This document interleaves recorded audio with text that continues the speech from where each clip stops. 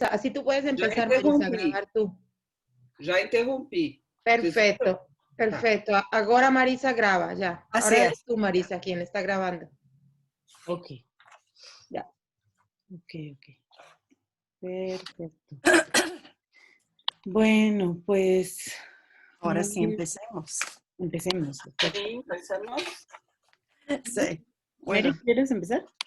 bueno, muy bien. Bueno, muy buenos días a todos. Creo que nos conocemos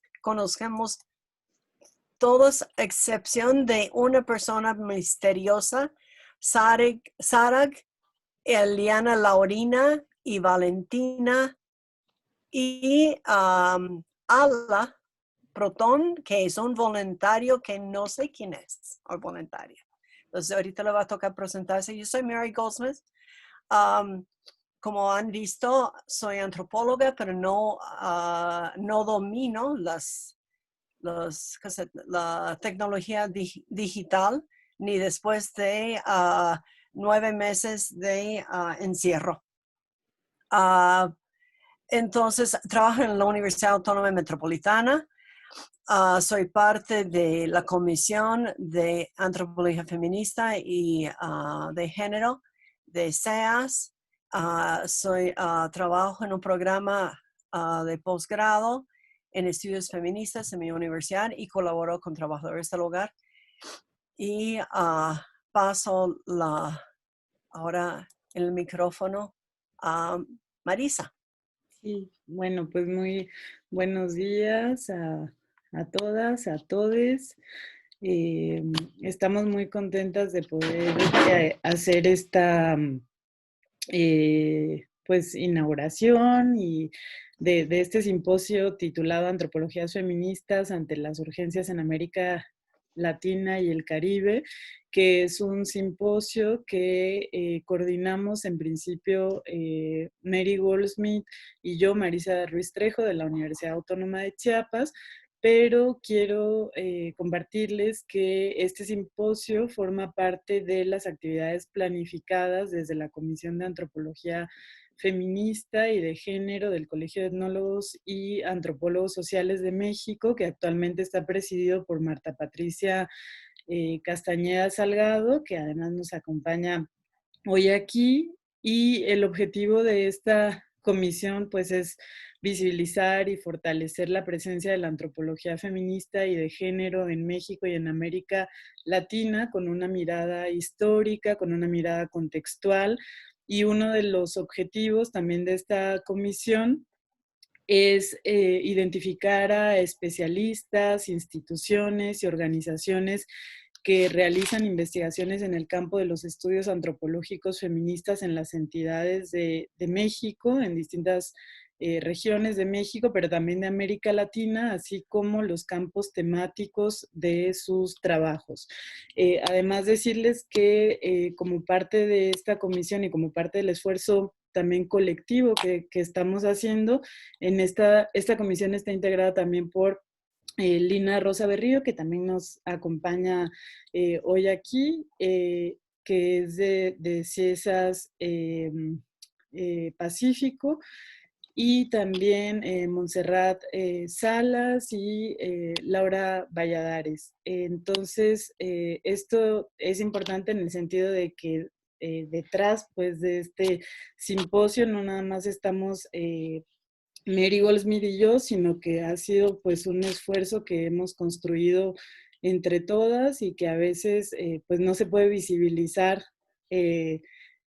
a todas en la coordinación, pero sí que hemos estado discutiendo las invitaciones, la presencia de los distintos países que van a participar en las distintas mesas, y la idea general de este simposio ha sido pues que participen distintas antropólogas feministas de distintas generaciones de América Latina para abordar cómo desde los años 80 del siglo pasado distintos países de América Latina han vivido los embates de las políticas neoliberales que han perjudicado los derechos laborales de las trabajadoras, han generado acciones represivas contra los derechos reproductivos y han agudizado la violencia y las desigualdades sociales. Hemos pasado de las dictaduras en el Cono Sur y en Centroamérica en los años 70 y 80 a vivir bajo los regímenes de la derecha y ultraderecha latinoamericana con escasos cambios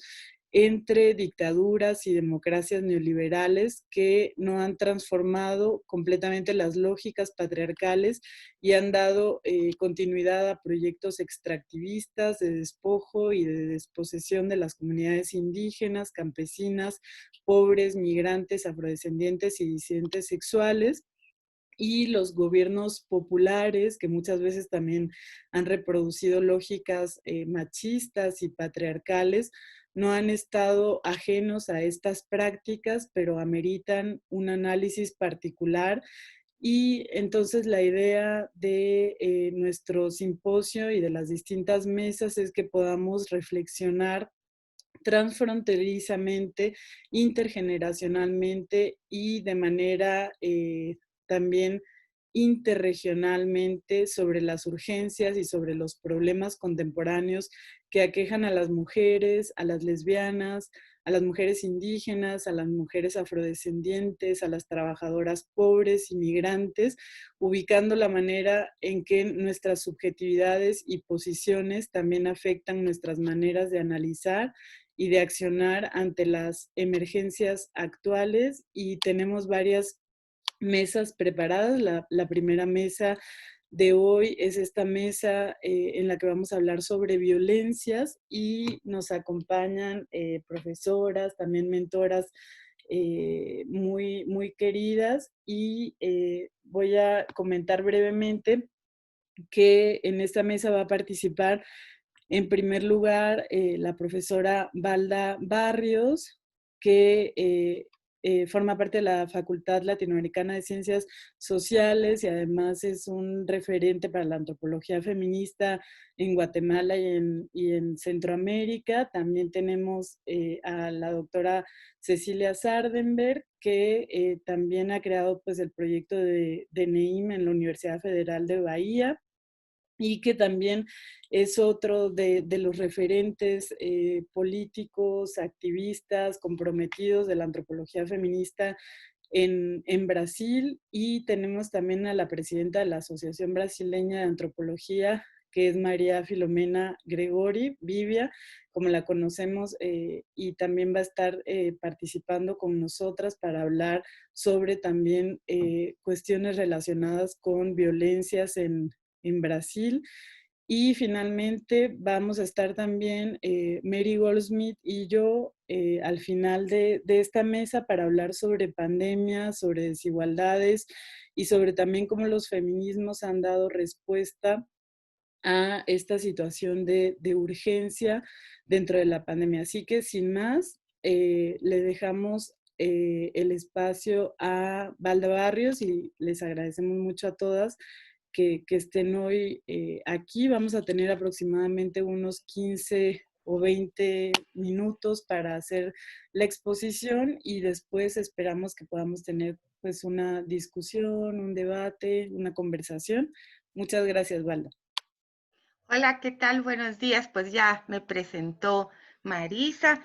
Yo tengo una presentación PowerPoint que no sé si voy a poderla poner. Ya puse compartir pantalla. El archivo. Ay, no. Yo creo que. Déjame ver. Compartir.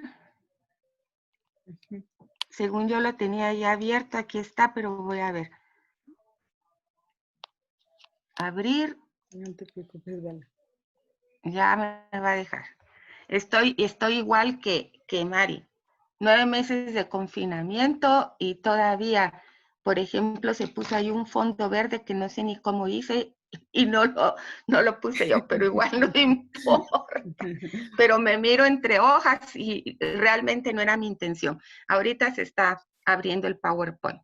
Bueno, mi ponencia es una breve reseña de una línea de investigación. Ay, no, lo cerré, no, está compartiendo, pero no se abrió. Aquí lo tengo. Sí. ¿Ya la vieron? Sí, ya sí está. te vemos. Muy bien. Pero sale con la, déjenme ver, ahorita la pongo completa. Ahí está. Bueno, entonces les decía que mi presentación es una síntesis de una trilogía, le llamamos, que era la que estaba antes, que son 3 investigaciones que hemos hecho desde el Departamento de Estudios de Género y Feminismos de Flaxo sobre los embarazos en niñas y adolescentes en Guatemala, que tienen unas cifras alarmantes y que ahora con el contexto de pandemia se han incrementado. En la investigación que titulamos Vidas silenciadas, una tragedia de la que no se habla, intentamos establecer el vínculo entre suicidio y embarazo forzado no deseado producto de la violencia en niñas y adolescentes en el periodo de tiempo que ustedes están viendo ahí, 2009-2019. Esta periodización, o sea, pusimos de tope 2009 por la cuestión de la memoria con respecto al evento traumático. No queríamos que el suceso fuera demasiado lejano, porque el transcurso del tiempo pues modifica los sucesos. Y 2019 porque era el año en que estábamos haciendo pues el proceso de investigación. Llegamos a esta investigación después de 2 anteriores, por eso le llamamos la trilogía. Las 2 anteriores habían tratado el mismo problema, pero con otra metodología, con una metodología no tan antropológica. Siempre quisimos que la antropología estuviera presente a través de las voces y de los testimonios de las mujeres. Pero la primera que la hicimos en colaboración con el Fondo de Población de Naciones Unidas, que ustedes saben que para ellos lo que vale son las estadísticas, fue una investigación representativa a nivel nacional.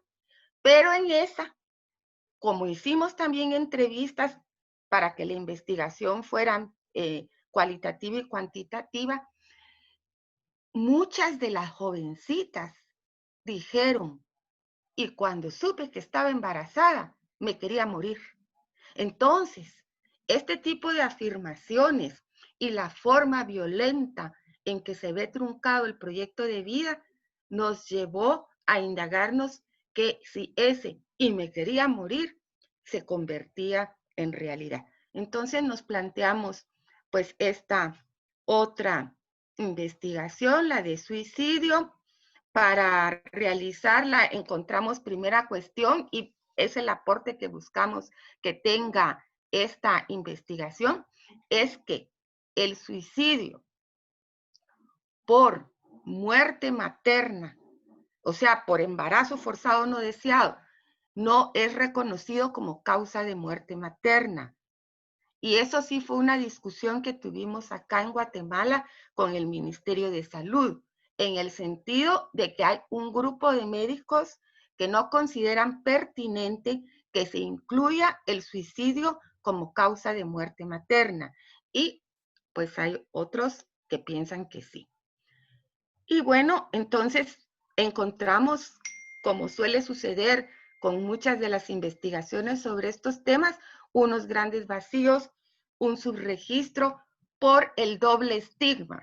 ¿A qué le llamamos aquí doble estigma? A que por un lado es el hecho de estar embarazada siendo entre niña y adolescente y luego el de querer quitarte la vida por esta circunstancia. Me salto la ruta metodológica, paso a las interpretaciones de suicidios.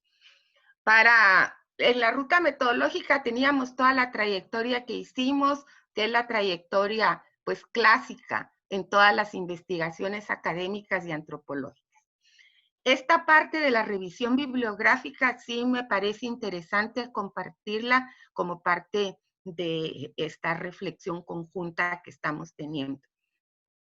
Encontramos que en los saberes ancestrales el suicidio no era condenado como se condena en las religiones monoteístas.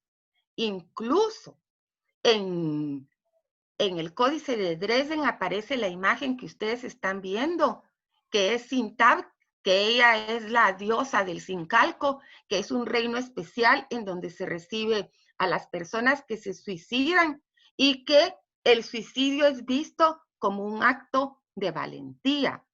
Y ahí ella los espera en Sincalco y le dan, digamos, la importancia simbólica al suicidio por ahorcamiento, como ven en la imagen de Ishtar.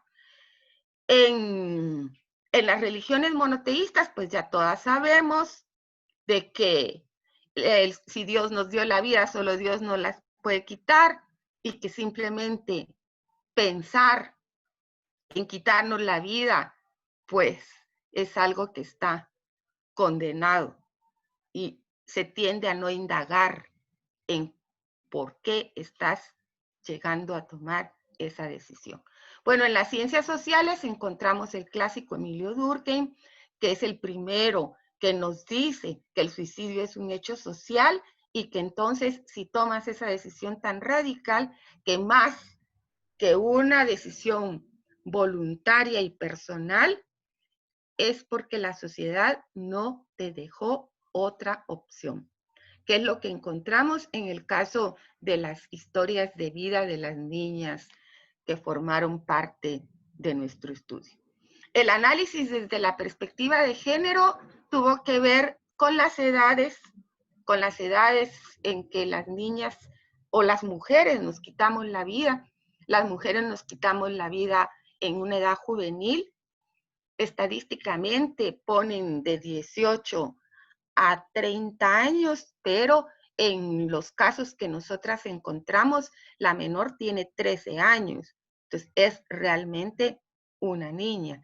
Y que los hombres se suicidan en edades adultas, de 40 a 60. Esto sí fue una indagación estadística en la perspectiva de género. La otra cuestión en la perspectiva de género es la manera en que nos suicidamos hombres y mujeres. Las mujeres recurrimos al envenenamiento como forma principal y al ahorcamiento, y los hombres con armas de fuego. Entonces, también hicimos una breve revisión bibliográfica bastante rápida sobre otras investigaciones que hubieran establecido el vínculo entre suicidio y embarazo forzado no deseado producto de violencia sexual. Encontramos una que realizó MTM, titulada Los embarazos en niñas y adolescentes en Guatemala, un eslabón más en el continuum de la violencia hacia las mujeres. Esta investigación de MTM se centra en el embarazo forzado como forma de violencia, más que en el caso de suicidio, pero ya registra 3 casos en el texto de niñas que se suicidaron por embarazo forzado no deseado, producto de violencia sexual. Luego hay una investigación que hizo PPG en colaboración con el Observatorio de Salud Reproductiva OSAR, que se llama Vidas Robadas, que trata de nuevo los efectos en la salud de las niñas en embarazos forzados en esas edades. Imagínense, entre 9 y 14 años. Es que realmente es un drama, vidas robadas y vidas silenciadas. Tampoco es una indagación sobre el tema directamente, pero ya aparecen casos, como es efectos. Uno de los efectos es llegar a tal desesperación de querer quitarte la vida. Luego, la tesis de un médico, la tesis de maestría, que trabaja acá en Guatemala en el Hospital Nacional de Escuintla y que él sí hace la prueba de embarazo a toda mujer en edad fértil que llega con síntomas de intento de quitarse la vida, porque la palabra suicidio no se usa en las estadísticas. Aparecen como muerte por suspensión, muerte por envenenamiento, muerte por ahorcamiento. como me quedan 5 minutos, voy rápidamente a pasar a las historias identificadas y a las reflexiones. En las historias identificadas, ¿qué encontramos? Son 14 historias. ¿Por qué son 14 historias nada más? Porque realmente hay muchos más casos. Recuérdense que esto es un tema delicado y sensible porque se trata de embarazos en menores de edad, producto de violencia. Encontramos que hay siempre como un manto de silencio y de protección hacia el agresor, que las relaciones con las madres no han sido buenas relaciones porque por lo general son los padrastros o un familiar muy cercano quienes han embarazado a estas jovencitas. Entonces las adolescentes tenían entre 13 y 20 años. En cuanto a la adscripción étnica, es equilibrada, o sea, tantas de origen maya como mestizas, no hay, digamos, un predominio. Y luego todas en condición de pobreza, ubicadas, todas también tenían una intención educativa, estaban en el sistema educativo, iban a la escuela, tenían religión cristiana, o sea, tenían conocimiento de que el suicidio era pecado. Sin embargo, si la sociedad no te da ninguna opción, una de ellas fue con una partera, fue con el psicólogo y finalmente, bueno, llegó a esta decisión. Para ya no extenderme tanto, paso rápidamente a las reflexiones finales. ¿Qué encontramos? Que en Guatemala hay grandes vacíos en registrar poder establecer el vínculo. Es que fíjense que en El Salvador sí se hace la prueba de embarazo a toda mujer que llega al sistema de salud, ya sea por causa de muerte materna o muerte, o por lo que llegue le hacen la prueba de embarazo. Y acá no se hace. Entonces la idea es que se haga la prueba de embarazo para que se pueda establecer si el embarazo no deseado fue posiblemente la causa de la muerte. La violencia es un continuum de violencia terrible, que no hay acceso seguro a la interrupción del embarazo, porque aunque en Guatemala no está penalizado totalmente, se excluye en 3 casos, no se consigue con facilidad. Cómo los embarazos irrumpen y trastocan totalmente los proyectos de vida, lo que ya decía del manto de silencio, lo que es una falta de denuncia e investigación. Y también la madre es culpabilizada de la muerte de la hija. Entonces, imagínense, todos esos mandatos de género y todas esas relaciones madre-hija que analizamos en el texto. Los entornos familiares de desprotección y pobreza, y que sí es un problema el del suicidio que tiene que abordarse más allá del estigma. Esta es una investigación publicada que se puede consultar y encontrar en la página web de Flaxo, así como las otras 3 que integran lo que nosotras hemos dado en llamar la trilogía de los derechos sexuales y reproductivos. Pues yo agradezco mucho a mis colegas antropólogas feministas, Marisa y Mari, haberme convocado a participar de este panel y poder compartir una reseña muy rápida y apretada, pero también yo muy feliz de encontrarme con todas las antropólogas latinoamericanas para que hagamos una gran urdimbre, que eso necesitamos, seguir tejiendo nuestros saberes y aprendiendo de nuestras experiencias. Pues por mi parte me voy a dejar de compartir pantalla y a terminar. Espero no haberme pasado del tiempo, porque cuando uno habla de todos estos temas, pues resumir investigaciones de una larga vida es difícil, pero también pues comprender que tenemos tiempos para escucharnos todas. Pues muchas gracias, amigas, Queridas, les mando un gran abrazo desde Guatemala y quedo aquí, que me puse en una selva verde que no sé ni cómo, pero está bonita. Muchas gracias, Valda. Y te agradecemos mucho también por habernos compartido.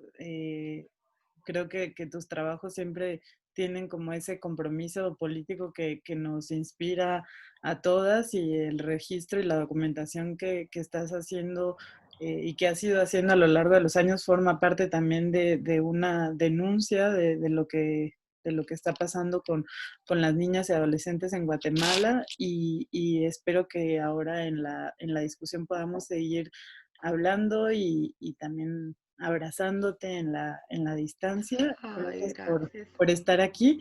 Y ahora, pues a mí me tocó en esta primera mesa el estar viendo los tiempos para que podamos organizarnos y escucharnos todas, pero saben que vamos a tener después otros espacios para poder seguir escuchándonos.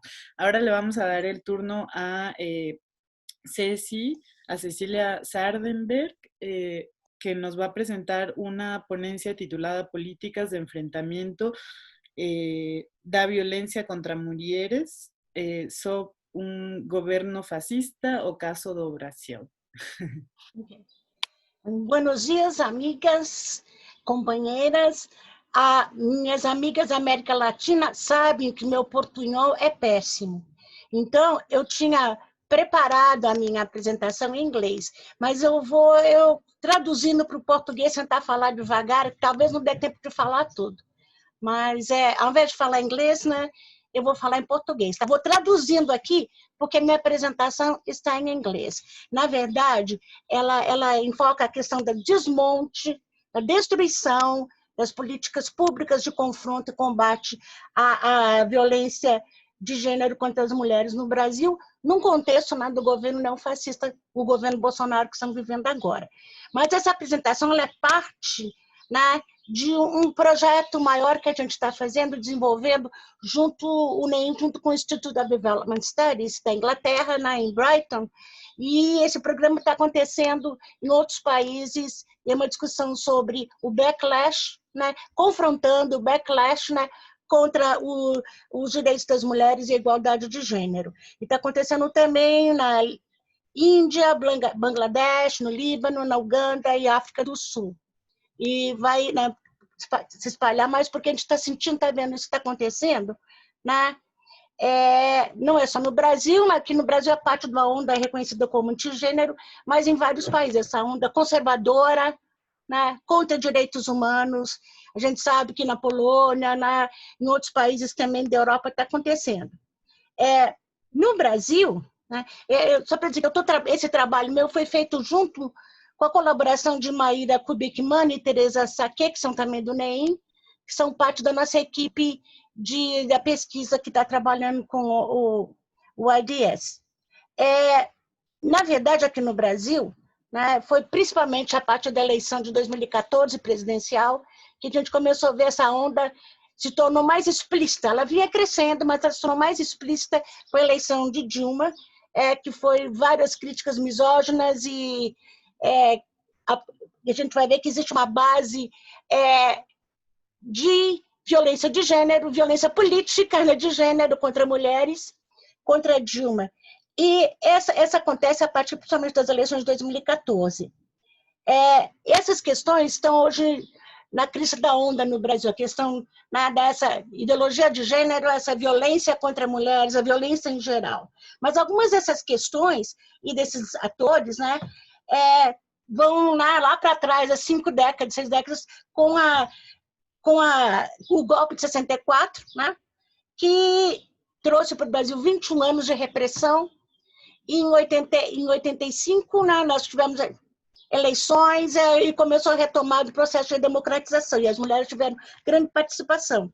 E a Constituição de 1988, chamada de Constituição Cidadã, trouxe várias questões. As mulheres se organizaram com o apoio do Conselho Nacional de Direitos das Mulheres e conseguimos, né, trazer várias questões importantes em termos de direitos das mulheres para a Constituição Federal de 88. Né? Também, né, principalmente a partir um pouco do governo Fernando Henrique Cardoso, começou-se a ter trabalhos na direção de criar equipamentos, né, chama Women's Policies, né, equipamentos de políticas para mulheres, mas foi principalmente durante o governo do PT, do Partido dos Trabalhadores, com o presidente Lula e a presidenta Dilma Rousseff, que realmente se deu muito apoio para as políticas em defesa dos direitos das mulheres e igualdade de gênero, principalmente as políticas voltadas para o combate à violência. Mas a gente sabe que em 2016, né, o Brasil sofreu um outro golpe, um golpe que foi legislativo, do judiciário e midiático, e que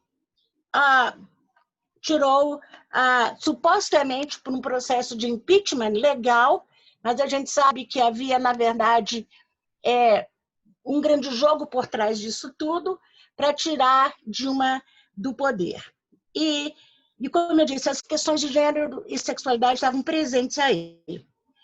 Na verdade, o golpe resultou também não só dessa aliança do judiciário, legislativo e as políticas de direita, mas também outras forças, como a aliança entre católicos, conservadores, representantes evangélicos e movimentos sociais de extrema-direita, com agentes econômicos e membros do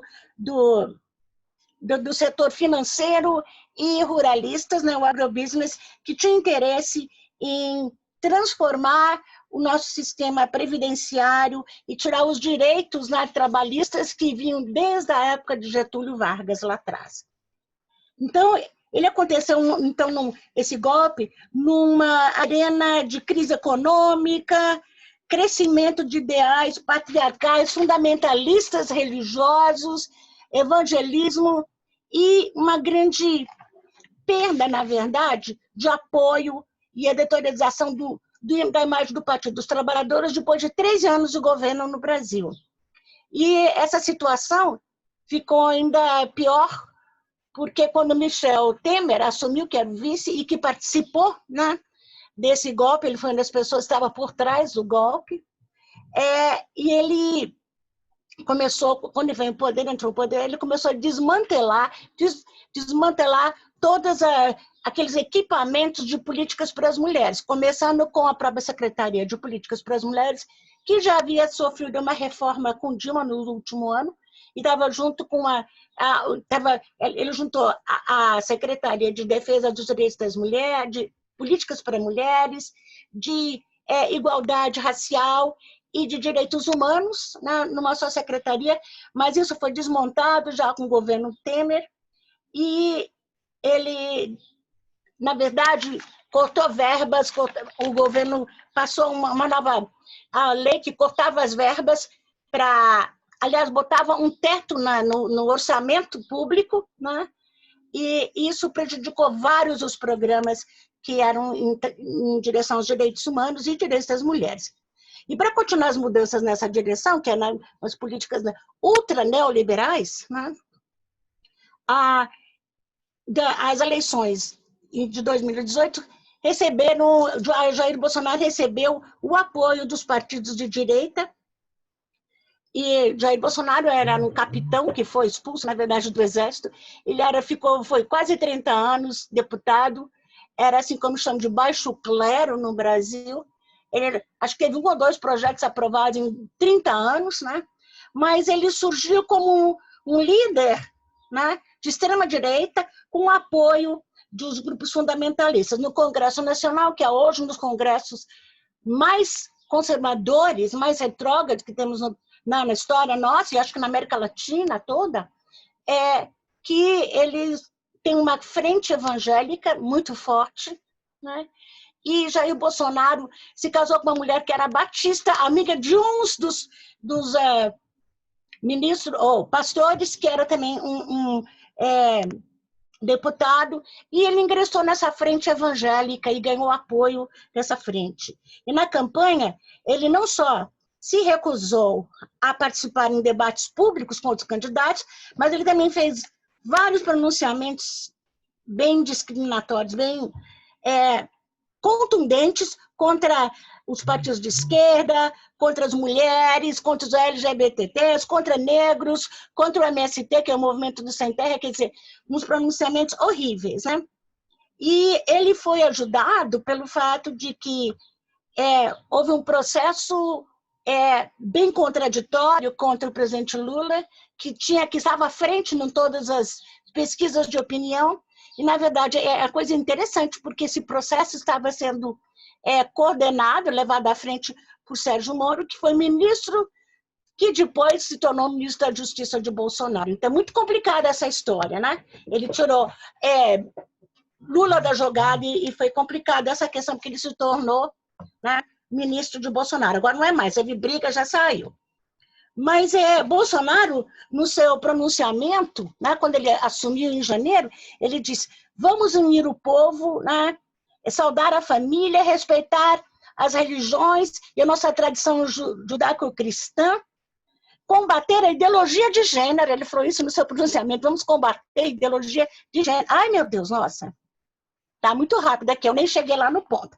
Mas se estabeleceu com Bolsonaro assim, um sistema de extrema-direita, né? E isso está presente até a gente olhar em toda a campanha dele, toda essa questão de ideologia de gênero, uma luta, uma guerra contra as mulheres, contra o feminismo, contra negros, contra os grupos, né? O movimento gay. E a gente sabe que é interessante, uma vez que ele ganhou, ele colocou como ministério gente que era totalmente anti, por exemplo, como Ministério do Meio Ambiente, uma pessoa que é totalmente anti-ambientalismo, né? Como o chefe, o coordenador da Fundação Palmares, que foi criada por demanda do movimento negro, ele colocou um negro que recentemente apareceu na internet com uma suástica gravada na testa, para vocês terem uma ideia, né? De como é que está essa situação aqui, é muito grande. E a questão da violência aqui no Brasil tem crescido muito, vem crescendo com desmonte dessas políticas e nesse período de pandemia, né? E ele vem crescendo porque, na verdade, esse governo ele se fundamenta no ódio, na violência, e o que alimenta, né, a violência contra as mulheres aqui. Não é por nada, não, mas a gente olhar nos casos de violência de feminicídio no Brasil, a gente vai ver que quase todos os homens que cometeram feminicídio apoiam Bolsonaro nas redes. Não quer dizer que todo mundo que apoia Bolsonaro, né, vai ser um homicida, um feminicida. Mas é impressionante de ver que todos aqueles que a gente tem visto na mídia que cometeram esses crimes de violência contra mulheres extrema são bolsonaristas. Veja só, a gente sabe que, respondendo a demandas dos movimentos feministas, inclusive de um projeto que foi elaborado por grupos feministas, o presidente Lula sancionou a Lei Maria da Penha, que é um dos mais complexos, é modelo para o mundo todo, é uma lei, um pacote grande de confronto à violência contra mulheres. E para dar apoio nessa implementação desse projeto, a presidenta Dilma, levando adiante esse projeto, ela criou um programa já no finzinho quase do seu mandato, e tendo à frente a socióloga Eleonora Menicucci, que tem uma feminista de longa data, histórica, apresentou um programa que é Mulher Viver Sem Violência. E esse programa ele era maravilhoso, que tinha como carro-chefe a Casa da Mulher Brasileira, que ia unir todas as diferentes agências que atendiam as mulheres no caso de violência. E ela separou, empenhou, na verdade, grande parte do orçamento da secretaria para a criação dessas casas da mulher brasileira. O problema que a gente tem é porque a Lei Maria da Penha é uma lei federal, mas a sua implementação na ponta nos municípios, pelos estados, e obedece às leis estaduais, e obedece também, porque é uma questão de vontade política. Ela não é obrigada, os estados não são obrigados, então é uma questão de vontade política. E se construiu um pacto, com os estados para implementar essas políticas. Então, tinha a Casa da Mulher Brasileira, a ampliar a central de apoio de telefônico, que é a central de atendimento às mulheres em situação de violência, que é o Ligue 180, que recebeu bastante apoio durante o governo, organização e humanização de assistir às vítimas de violência sexual, centros para mulheres de atendimento nas fronteiras, né, terrestres do Brasil, várias campanhas de conscientização sobre a questão da Lei Maria da Penha e a violência, e unidades móveis para assistir as mulheres rurais e mulheres que vivem em florestas. E essa das ações da Casa Mulher Brasileira foi a principal, e ela construiu algumas. Só que veja o que acontece. Como eu disse, Temer começou a desmontar tudo isso, cortando os fundos, e, né, a lei, esqueci que ela passou a lei do feminicídio, que tornava o crime de feminicídio um dos crimes mais hediondos, que se chama, porque dobrava as penas, que antes era uma coisa bem banal, e ela dobrou. Também permitiu que a Lei Maria da Penha se aplicasse às mulheres trans e a travestis também. Agora ela atende, a Lei Maria da Penha. Só que a gente viu que já o governo Temer começou um desmonte, e isso foi piorado muitíssimo durante o governo Bolsonaro. Porque, veja só, se a gente olhar, vários pastores estão nos ministérios. Ele indicou Damares Alves para ficar no Ministério da Mulher, da Família, né, da Criança, supostamente de Direitos Humanos, mas essa Damares, ela tem uma longa história no Congresso, mais de 14 anos trabalhando na frente evangélica e contra o aborto no Brasil.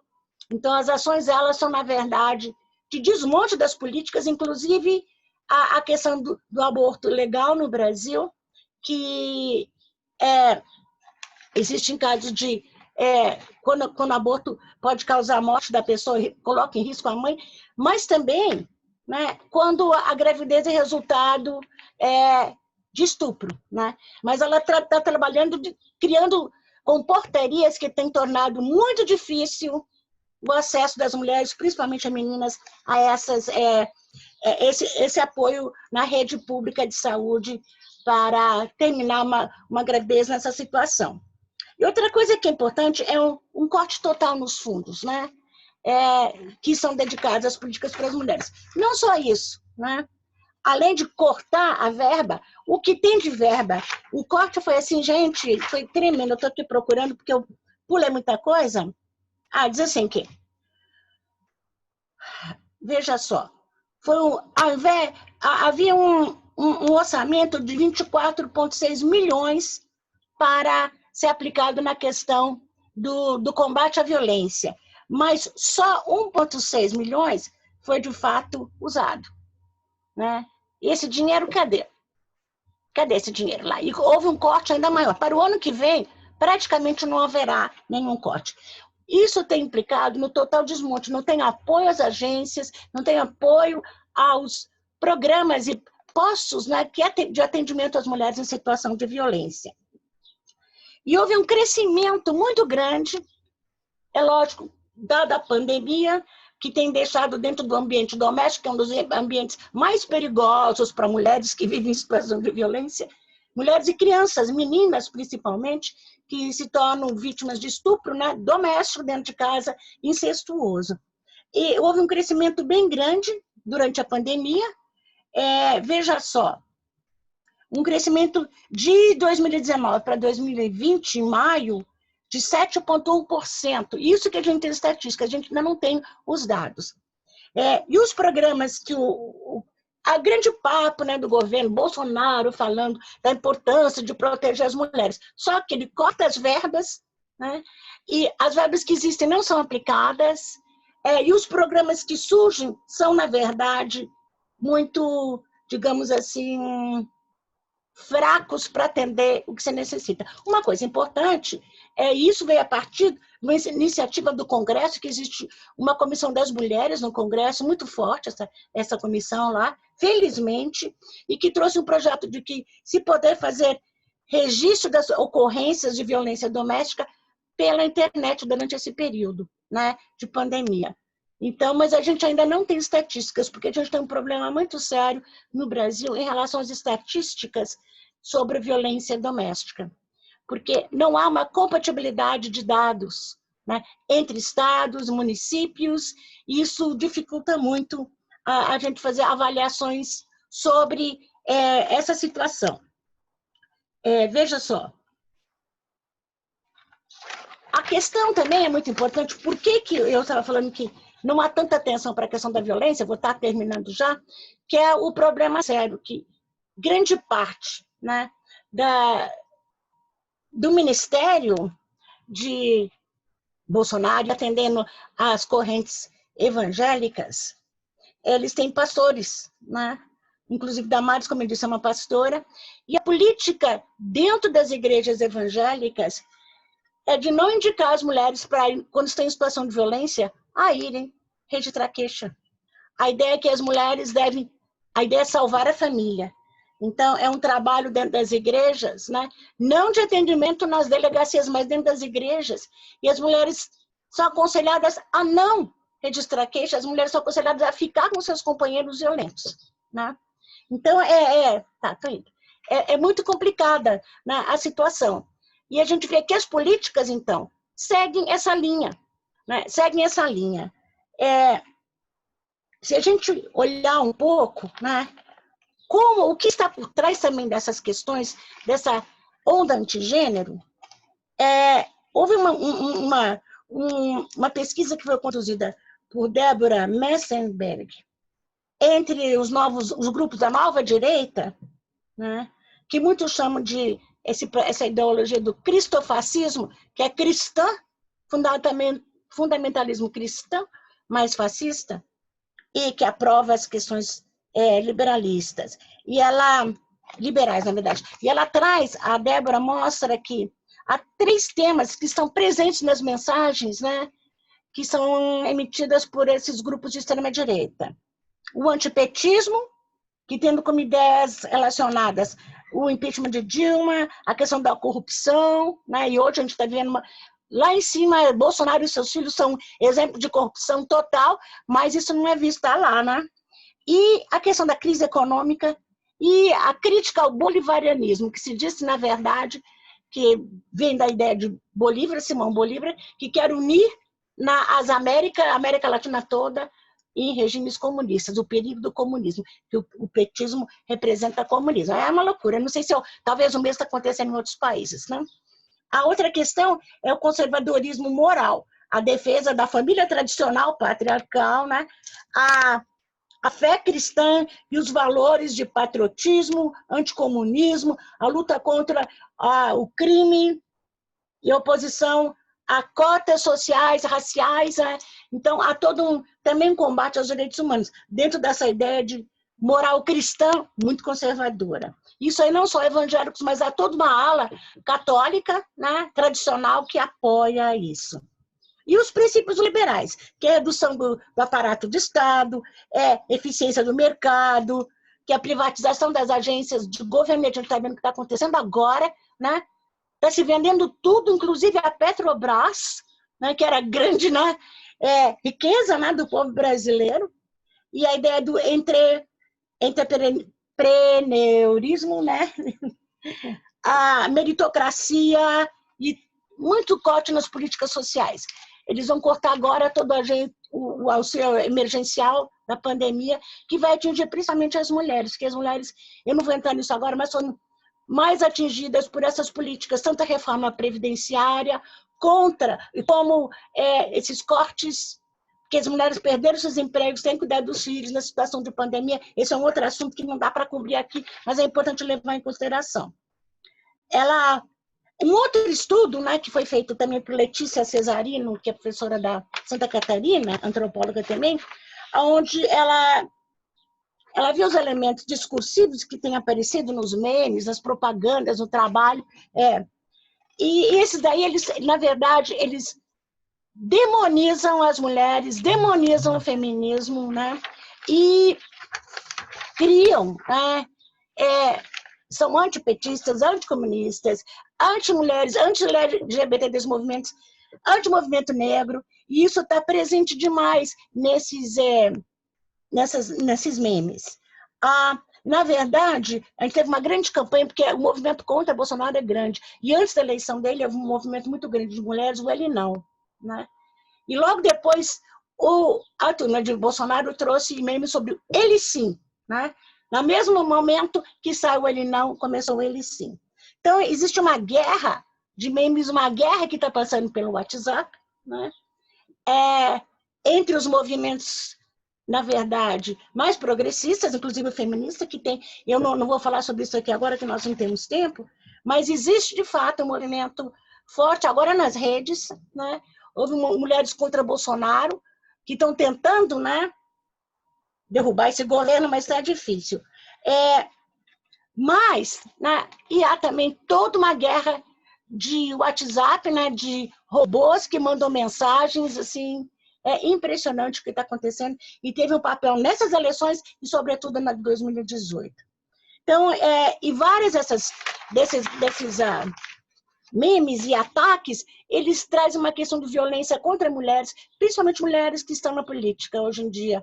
Inclusive, mulheres e gays tiveram que sair do Brasil, que é o caso de Débora Diniz, né, que defendia a questão da legalização do aborto, e de Jean Willis, que foi um outro deputado que teve que sair, e também da Massa Tiburi, que também defende a questão da legalização do aborto, que é uma filósofa, foi candidata do PT a governadora e teve que sair do país.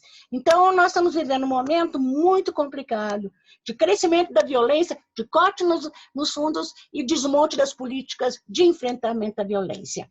Posso deixar mais questões para a gente conversar depois e vou mandar o artigo para vocês, né, que a gente preparou para essa apresentação. Muito obrigada, e estou super feliz de ver todo mundo aqui, né? A gente se viu da última vez em Salvador, né? E a gente tem que programar, a gente se vê de novo, tomando vacina todo mundo, e a gente, né? Não sei onde vai ser o próximo encontro, mas, Mary, vamos fazer esse encontro, né, Marisa? Muito obrigada, gente. Ay, muchas gracias, Ceci. Y siento mucho que al principio te avisé mal de los tiempos, pero te agradecemos mucho también por haber hecho esta presentación, y creo que va a ser muy interesante que podamos ver cómo las diferencias entre gobiernos fascistas y otros gobiernos que se anuncian antineoliberales en América Latina, y cómo se dan las políticas para combatir la violencia contra las mujeres en distintos gobiernos contemporáneos, sean de derecha o se anuncien como más hacia el centro.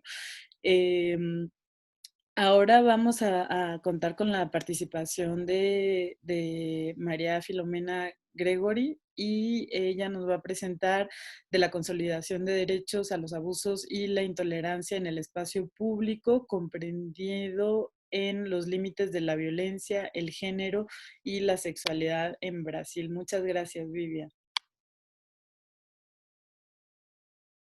Pronto, estão me ouvindo? Estão ouvindo? Sim? Sim. Ok. Bom, em primeiro lugar, eu queria agradecer muito o convite, Marisa e Mary, por fazerem essa importante iniciativa na ALA, né? Nós fizemos uma discussão na ABA agora recentemente sobre antropologias feministas, da qual eu não pude participar pela óbvia tribulação de estar presidindo a reunião. Então, eu me sinto muito satisfeita de poder estar, de novo, discutindo de uma maneira mais específica as questões que dizem respeito às minhas preocupações políticas e acadêmicas no sentido mais focado. Então, agradeço muito, Marisa e Mary, a possibilidade da gente gerar nesse grupo, né, trocar as nossas ideias, gerar uma reflexão crítica, né? Que eu acho que, além desse tipo de iniciativa impulsionar a consolidação das nossas trocas no sentido acadêmico de antropologia feminista, é inegavelmente um modo da gente consolidar posições na defesa das perspectivas, da abordagem de direitos que foram inegavelmente tão arduamente conquistados. Queria também agradecer a Ceci, dizer que a minha fala vai um pouco na direção do que ela fez. Ela apresentou um contexto mais geral, mais político, sobre políticas públicas, e eu vou falar um pouco também numa direção que é um pouco mais específica, talvez, mas que vem junto no mesmo tipo de reflexão crítica. Agradecer a Valda, que falou da Guatemala e traz elementos tão importantes, e vocês que vão falar da pandemia, que também não é um aspecto que eu vou tratar muito especificamente. Na verdade, o propósito da minha fala aqui, né, é de tentar explorar algumas hipóteses, na realidade, aí no meu campo mesmo de investigação e de atuação acadêmica, sobre o aumento, que é recente, mas é um recente que não é de 2018, é um recente que diz respeito a isso que a Ceci chamou a atenção, que é mais ou menos dos 2010 em diante, que a gente vem assistindo no Brasil a um aumento bastante significativo da violência praticada por razões que dizem respeito mais de perto aos marcadores de gênero e articulados aos marcadores de sexualidade. E isso num cenário, né, que se estende, portanto, desde antes da pandemia que a gente está vivendo, que traz características específicas para essa violência, mas também, né, antes desse pandemônio institucional que a gente está vivendo. Que, de fato, acho que o que Ceci quis deixar bastante claro é que já vinha um processo, no caso do Brasil, que eu vou falar um pouco mais, que essa ideia é muito importante, eu acho, da gente pensar mais coletivamente, que é a ideia de reação, que é uma ideia de um backlash, no sentido da Susan Faludi, né, que ela chama atenção lá nos anos 90, com exatamente com as consequências, né, de um aumento ou de uma emergência de um conservadorismo de novo tipo, né, mas que já tem as suas origens pré-figuradas anteriormente, né? Isso não aconteceu por acaso.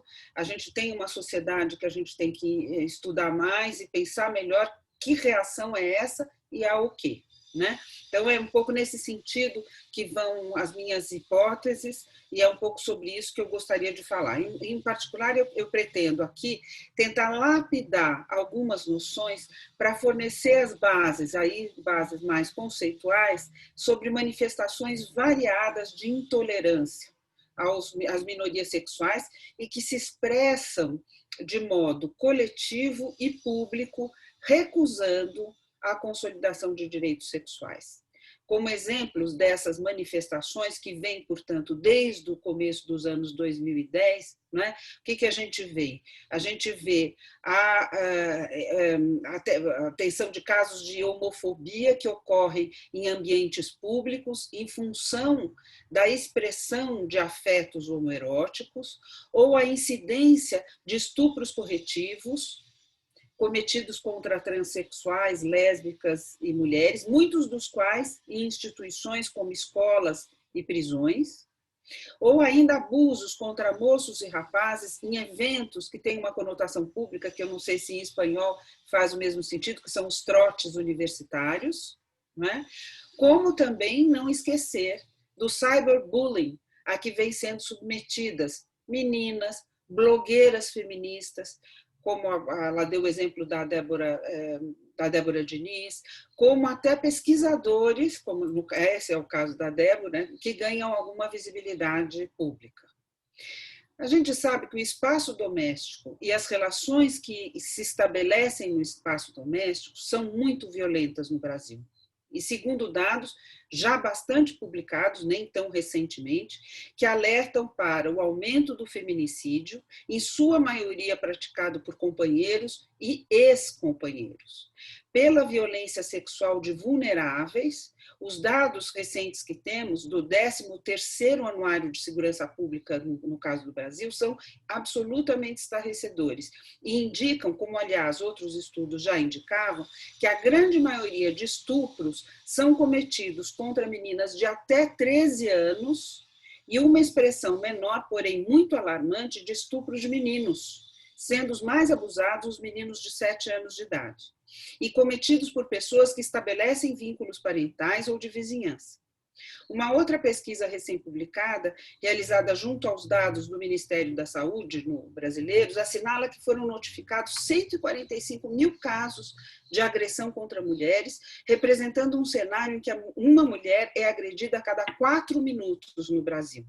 Mas se esses dados corroboram a relevância daquilo que, desde os anos 80, o feminismo brasileiro lutou para dar visibilidade, denunciando as violências que eram silenciadas nas relações interpessoais, sobretudo as que se escondiam nos cotidianos familiares, eu penso hoje que a ênfase em tratá-las apenas a partir da circunscrição doméstica ou familiar acaba por limitar a abordagem de gênero que transpassa ou é transversal às relações sociais de um modo geral e opera precisamente a partir das relações de poder desiguais e que se expressa em sua imensa capilaridade.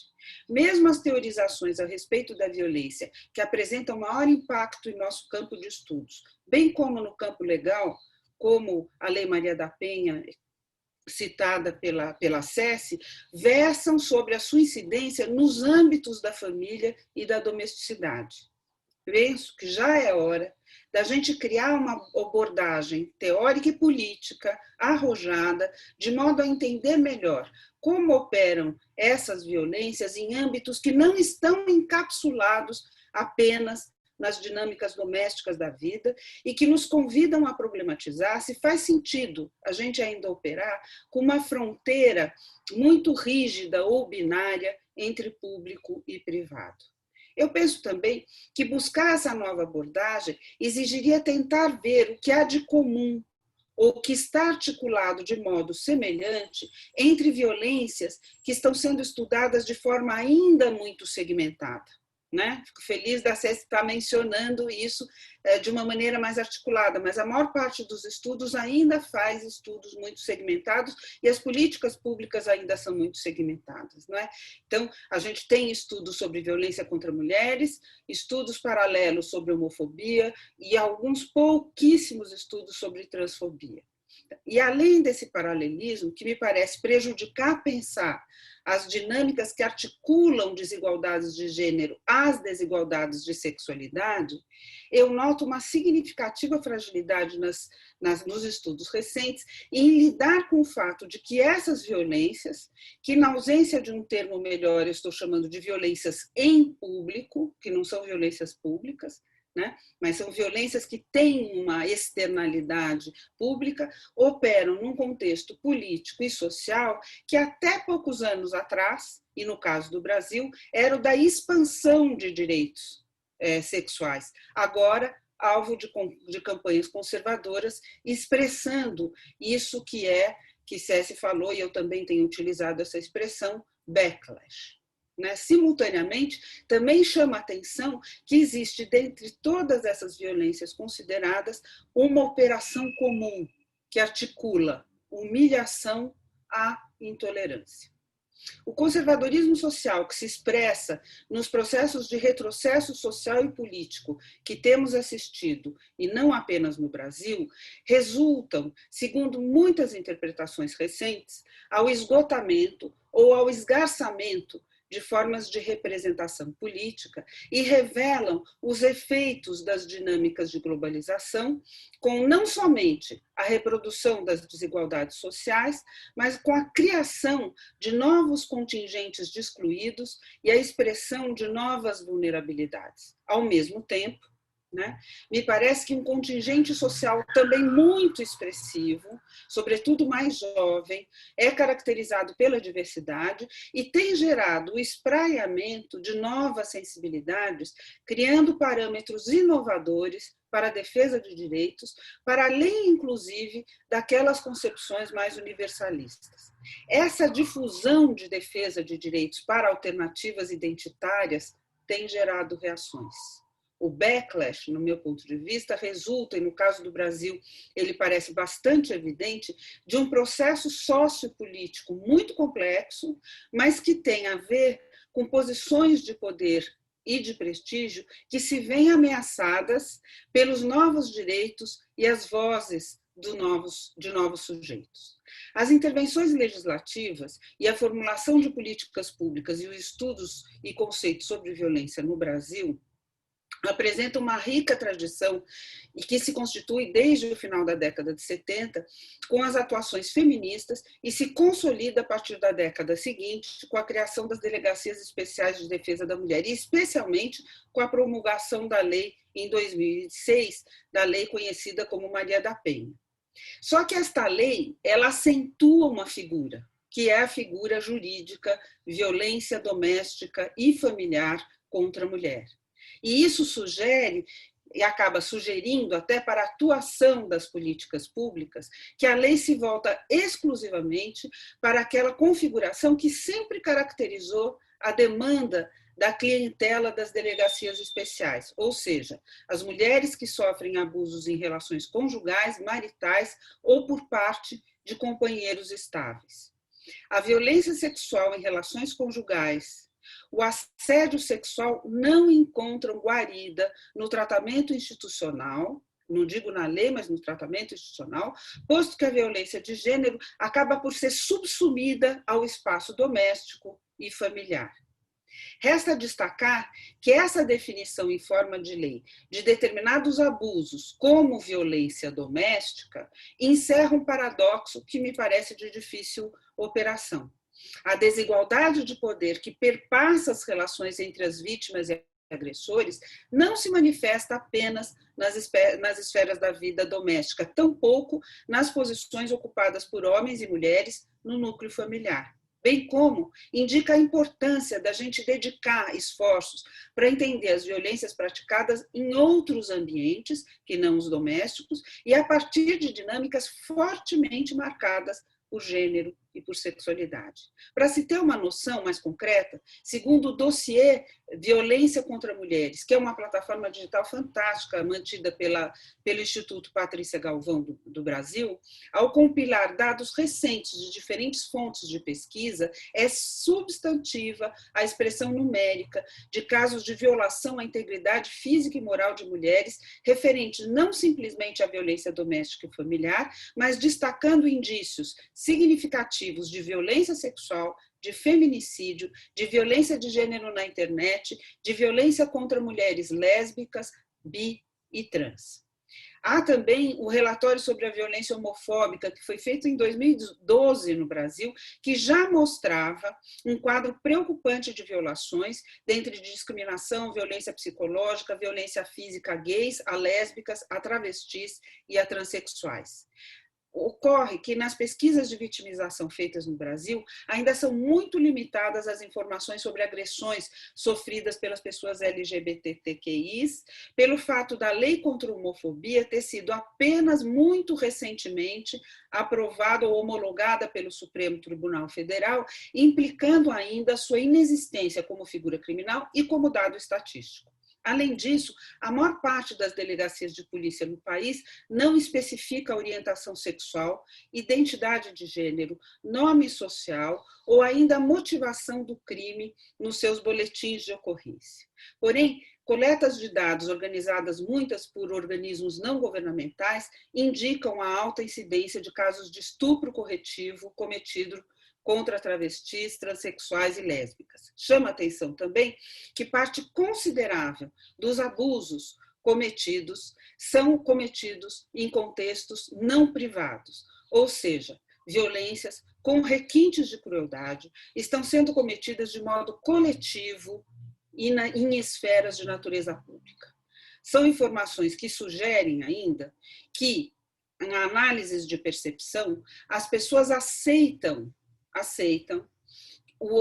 enfim, direitos à homossexualidade, direitos à constituição de famílias com homossexualidades, porém, são extremamente preventivas à expressão pública dos afetos homoeróticos ou à expressão pública de opiniões das pessoas que versam sobre esses direitos. Então, na realidade, o que a gente tem no Brasil é uma quantidade significativa de pessoas espraiadas pelo nosso mundo social, cuja percepção em relação aos direitos, seja os direitos de igualdade as mulheres, seja os direitos em relação às homossexualidades e transexualidades, é admitido, porém, desde que não expresso publicamente, desde que não mostrado publicamente, o que geraria e tem gerado, a gente tem visto ultimamente, essas violências. Nessa medida, eu acho que ainda, de uma maneira muito tentativa, vale assinalar, né, alguns aspectos. O primeiro aspecto é assim, eu vou encerrar, Marisa, não se preocupe, é o de marcar a importância de trabalhar no âmbito de expressões que transitam entre o que classicamente se definiu como público, né? Como esfera, como domínio, como conjunto de instituições que zelam pelos interesses coletivos e não particulares, e o privado, como lugar que configuraria uma domesticidade, interesses particulares ou uma expressão que designa a intimidade. As pessoas passam a ser alvo de ofensas e abusos por suas posições como pessoas marcadas por gênero, por sexualidade, por raça, classe ou idade, e por externarem em veículos de expressão públicos ou abertos conteúdos que explicitam posições de defesa de direitos e também, em muitos casos, opinião que revelam aspectos desses direitos em suas vidas pessoais. De fato, com o advento da internet, as interações sociais passam justamente a transpassar essas fronteiras público-privado, revelando a urgência de levarmos a sério as reflexões críticas que botam o espaço público como um espaço não dado e que merece ser melhor investigado. O sentido do que se toma como público é muito disputado, sobretudo no mundo contemporâneo, cuja atividade institucional e política se articula com isso que a gente chama de espetacularização, bem como com aquilo que conferiria a proteção ao indivíduo, configurado pelo termo privado, passa a ser muito mais partilhado em situações e contextos coletivos e abertos. Um outro pressuposto, e é o último dessas ideias, é de que esses abusos e ofensas ocorrem no processo social mais amplo como efeito de um backlash da consolidação dos direitos sexuais e de gênero. E aí é inspirada mesmo em Susan Faludi, a propósito do backlash antifeminista ocorrido nos Estados Unidos nos anos 90. Eu acredito que essas violências são reações a essa consolidação. Importante remarcar que essas violências são reações que não partem exclusivamente de setores notabilizados como segmentos conservadores e reacionários. As reações, no caso do Brasil, parecem partir de segmentos sociais bastante variados, inclusive de âmbitos de opinião que podem ser tomados como jovens ou como modernos. Além disso, seria mais fácil se a gente considerasse esse backlash como resultado de uma coordenação ou apenas a expressão de uma vertente moral, religiosa ou ideológica. O backlash não é algo que possa ser visto monoliticamente, como resultante de uma conspiração ou de uma coordenação. Trata-se, me parece, e esse é o nosso maior desafio, o desafio posto para a antropologia feminista, é decifrar essas reações e a repercussão desse dissenso, que é muito mais difundido e que revela intolerâncias sociais aos direitos sexuais e de gênero, que merecem, me parece, ainda ser bastante estudadas e compreendidas até para elas poderem ser combatidas. É isso aí. Obrigada. Muchísimas gracias, Vivi. Así, un aplauso. Creo que nos han faltado también los aplausos y creo que es muy importante ver los distintos contextos, como hemos visto hasta ahora, Guatemala, Brasil, y ahora vamos a pasar también a México para poder ir discutiendo cuáles han sido esas políticas también en contra de la violencia hacia las mujeres, hacia otros sujetos también, como las lesbianas, las personas trans, los homosexuales, y cómo están viviendo contemporáneamente esta situación también en el contexto de pandemia, que es justamente lo que vamos a hablar ahora, Mary Goldsmith y yo. ¿Lo vas a proyectar tú, Mary? Perfecto. Y mientras vamos a la primera diapositiva, decir que de verdad me siento muy orgullosa de esta mesa y de todas las mesas que forman parte de este simposio, porque no nada más son una muestra de lo que la antropología feminista puede llegar a ser, no nada más documentar, no nada más registrar las violencias que se están viviendo, sino también hacer una denuncia de lo que está sucediendo de una manera también muy aguda, muy compleja y estar aquí con todas ustedes nos llena de verdad de mucho orgullo para poder mostrar lo que la antropología feminista está haciendo actualmente en toda América Latina y en el Caribe.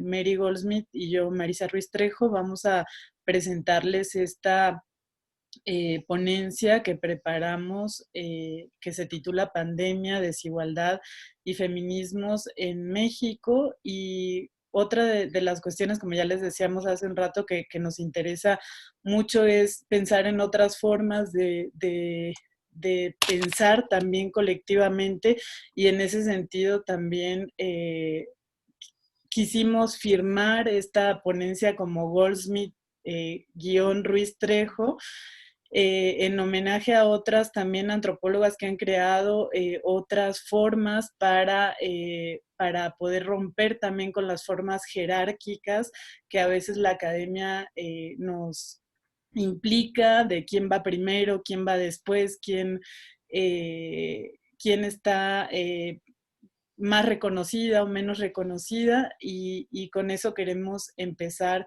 esta propuesta. Bueno, yo creo que cuando hicimos el resumen,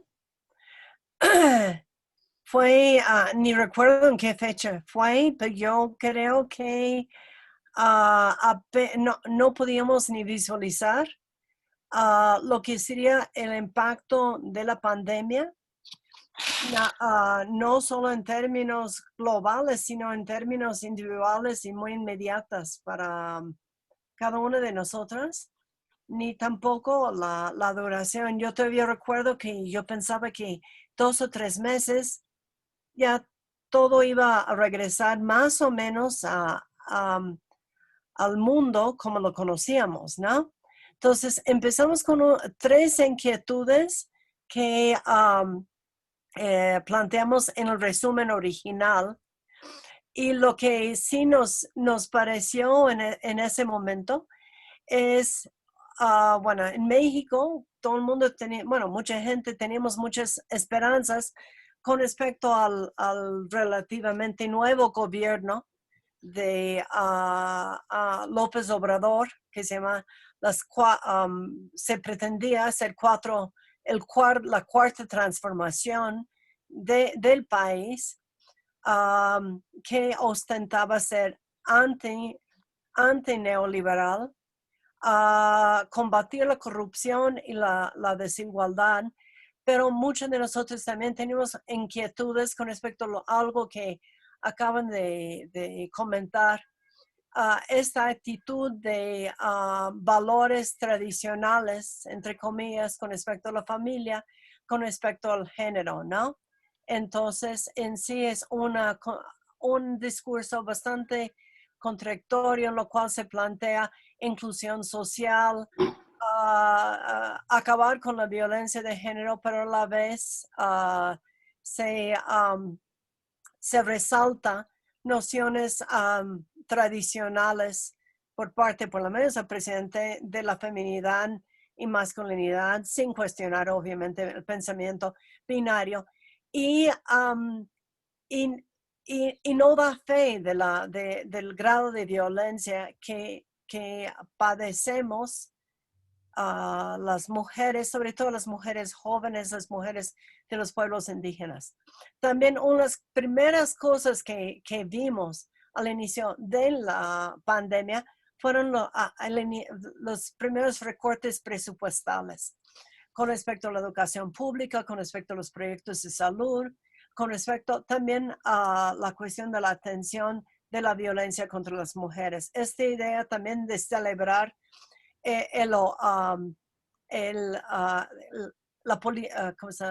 quedarse en casa, el confinamiento, como una supuesta posibilidad de convivir en familia, haciendo caso omiso de los hogares como sitio de alto riesgo para las mujeres, no solo las que son vinculadas por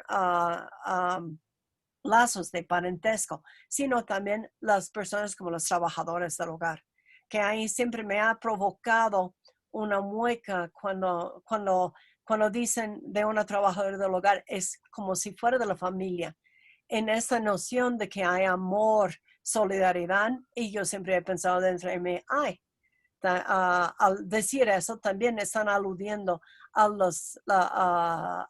la posibilidad de reconocer la intensa violencia que se dirigen a las trabajadoras del hogar.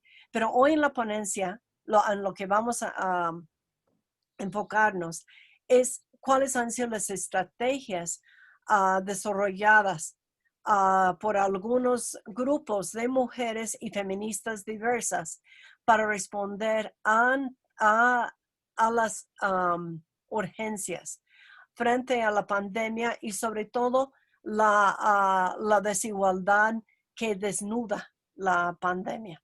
Bueno. Marisa.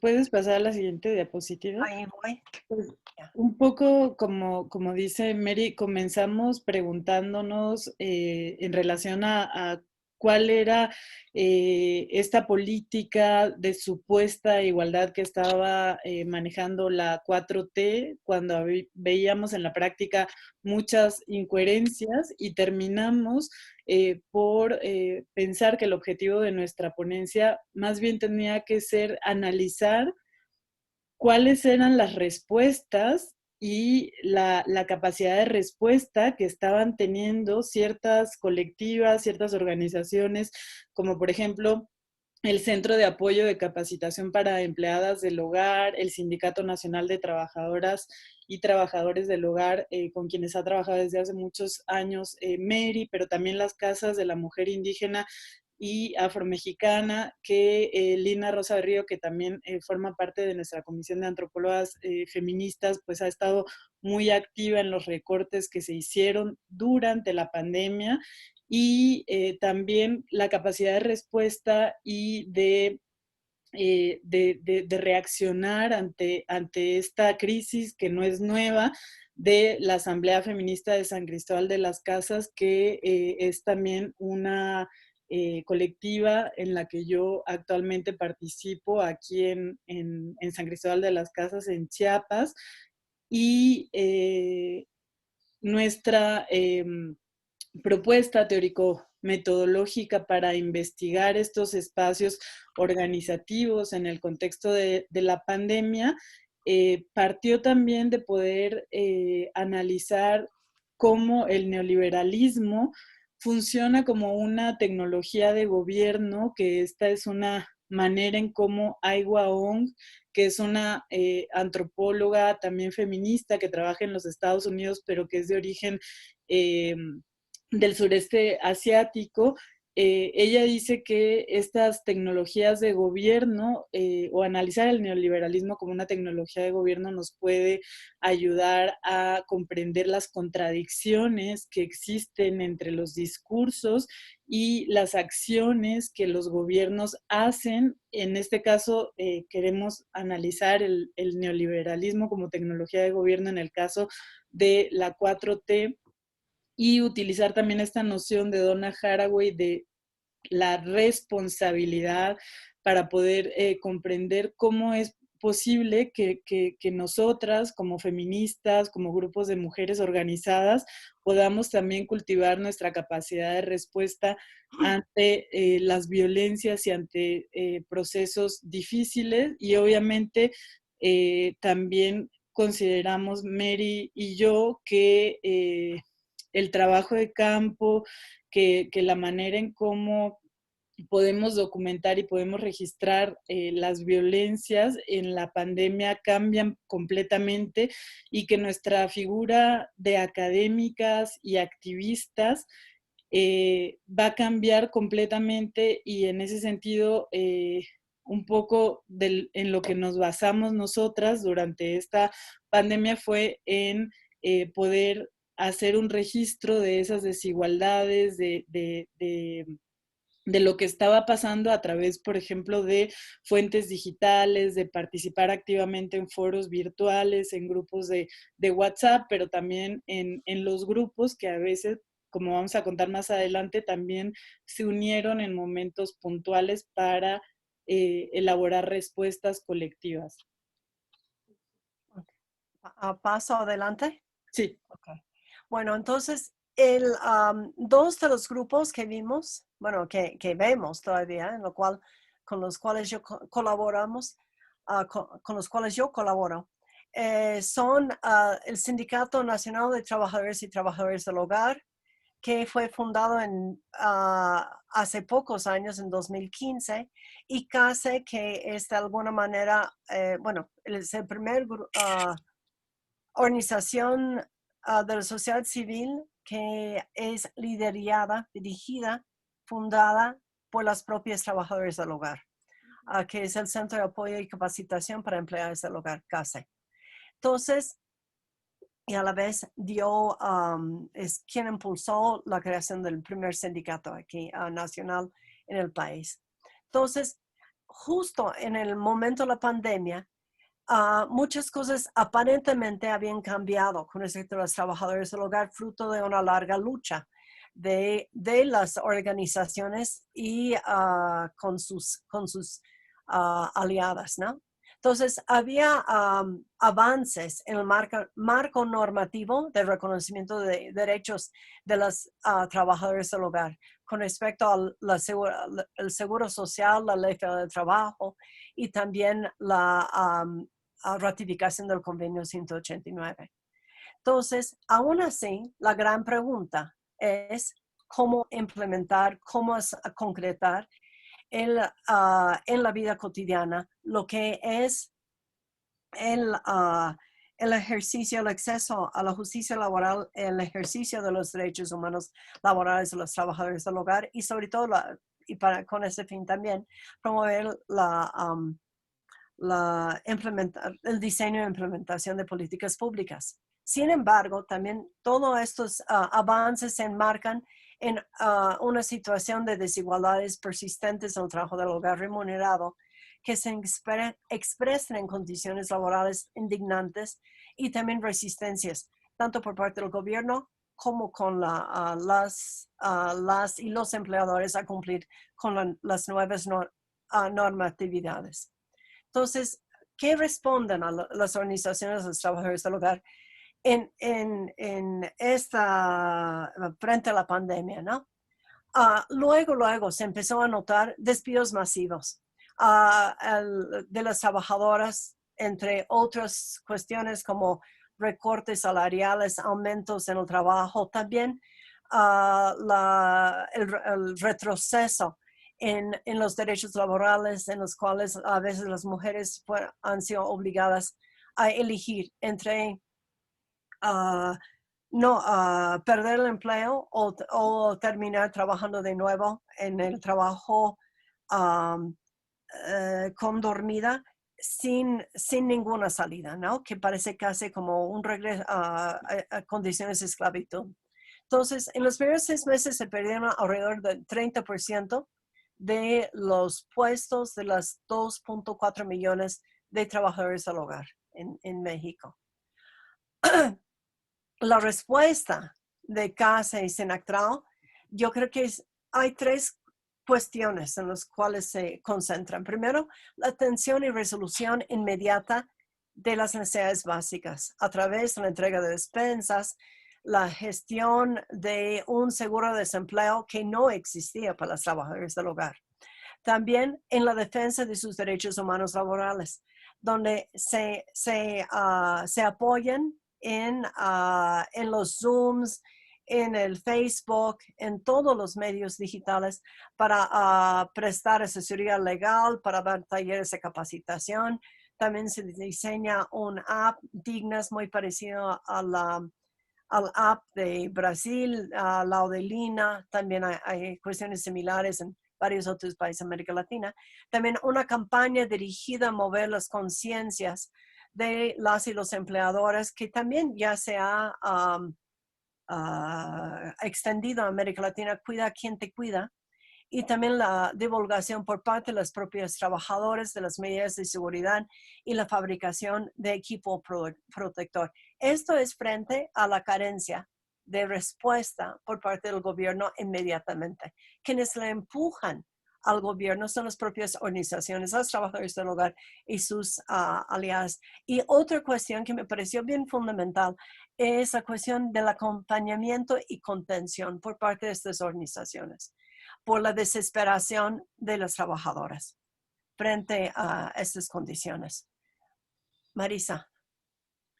Sí, y bueno, otra también de las colectivas que reaccionaron inmediatamente a la situación de pandemia y que dieron una respuesta mucho más efectiva que el gobierno de la 4T es la Asamblea Feminista de San Cristóbal de las Casas, como un ejemplo de los muchos colectivos y colectivas de mujeres y de feministas, de lesbianas, de personas trans que se unieron, que crearon rápidamente metodologías, planes para poder juntar recursos y para poder comprar víveres, para poder hacer y armar despensas, para poder repartir los víveres y la comida a las personas más en situación de vulnerabilidad. Y una de las cuestiones que observamos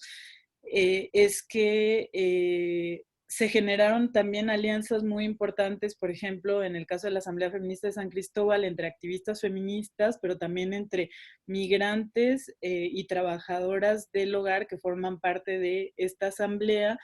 Se hizo pues toda una campaña de difusión, de divulgación para poder conseguir los fondos, pero también no nada más pensado en español, sino también pensado en poder hacer difusión de cuáles eran algunas posibilidades para poder curarse, para poder sanar con medicina no ordinaria, y esas campañas se hicieron en español y en tzotzil. Mary. Ok, ahí sigo. Entonces, el tercer caso que presentamos es lo de las casas de la mujer indígena y afrodescendiente, que como aquí pueden ver en la ilustración, se enfoca en gran medida las cuestiones que tienen que ver con el combate a la violencia de género en las comunidades indígenas y afrodescendientes, y también atender las cuestiones que tienen que ver con la salud reproductiva y sexual. Aquí sí hubo un levantamiento bastante generalizado frente a los recortes de los fondos federales en plena pandemia a las CAMI, ¿no? Entonces, y también a la vez que hay un agudecimiento de la violencia de género en los hogares. Entonces, frente a esa situación, además de protestar frente a las instancias gubernamentales y liderar una campaña masiva por parte de la sociedad civil para protestar por esos recortes, los CAMIs, de una manera muy similar a lo que es la Asamblea de San Cristóbal y también de las organizaciones de los trabajadores del hogar, buscaron cómo enfrentar esta situación de otras maneras, por medios propios. Entonces, por ejemplo, buscaron sin fondos, entonces, cómo atender a las personas utilizando la medicina natural tradicional para atender los casos de enfermos, inclusive los casos de enfermos de COVID. Desarrollaron otras nociones de sanación y acompañamientos que relacionan cuerpo y mente. Y también crearon redes de terapias solidarias para atender a las víctimas de violencia de género en varias partes de México. Marisa. Qué difícil poder como hacerlo así tan rápido, pero lo que queríamos mostrar un poco en esta ponencia era pues la capacidad también de respuesta, de reaccionar ante momentos de urgencia, las propuestas que se crean, en este caso como CACE, Sinatrao, la Asamblea Feminista de San Cristóbal, las CAMIS, han sido espacios que en medio de esta pandemia crean espacios seguros, como diría Patricia Hill Collins, crean espacios de enunciación y de práctica política organizados por las propias mujeres y por sujetos diversos para combatir la violencia, para defender sus derechos, y hacen un reclamo a los gobiernos por la falta de seguridad, como pasó además de manera muy impresionante con la toma de la Comisión Nacional de Derechos Humanos que las feministas tomaron aquí en México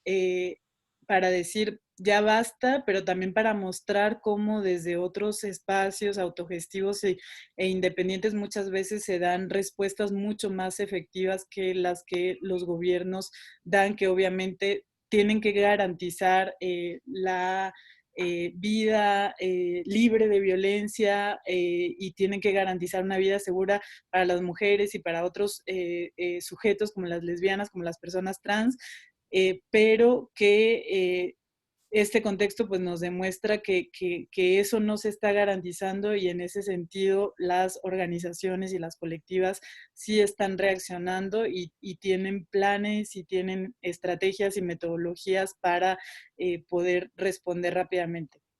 Creo que con esto vamos a cerrar. Bueno, tenemos un puntito sobre las reflexiones finales que ahí con eso cerramos, ¿no? Que ahí lo que creo que para todos ya es evidente de que la pandemia hace visible las grandes carencias con respecto a la salud y la letalidad del COVID-19 en las comunidades indígenas y afrodescendientes. También aquí se agudizan las desigualdades. Esa ha sido como una conclusión de casi todos los webinars donde he participado durante estos últimos meses. Pero también aquí lo que preguntamos, que creo que Bruno Latour también preguntó muy al inicio de la pandemia, si esto no nos ofrece también una oportunidad para enseñar otras formas de vida que nos abren un camino, y no queremos volver a la normalidad, desigualdad injusta, ¿no? Sino construir otro tipo de vida más prometedora. Y también lo que podemos ver en ese sentido son chispas de esa, o cosas como indicios de lo que podría ser ese tipo de otra forma de relacionarnos, otra forma de vida, en lo que han sido los ensayos de las distintas organizaciones de mujeres frente a la pandemia, en términos de cómo recogen sus conocimientos, tradiciones y saberes, y cómo pueden alimentar la construcción de otro tipo de mundos futuros. Y en esto, ahora sí, cerramos. Muchas gracias. La ponencia en primera versión está en el sitio, cosa del Congreso. Bueno, entonces, Gracias. sí, gracias. Sí, y ahora lo que tenemos son unos minutitos para... sí, tenemos unos 16 minutos para poder conversar. Y aquí hay como varios comentarios, pero no sé si quisieran abrir sus micrófonos para poder decirlos en vivo. Sí. Sí. Sí, si me das la palabra, Marisa. Claro, claro. Y yo estoy realmente impactada de las constantes, y fue lo que puse en el escrito. Cuando Ceci empezó a hacer su ponencia y empezó a describir el Congreso actual que tienen ustedes en Brasil, yo pensé en el que tenemos nosotros.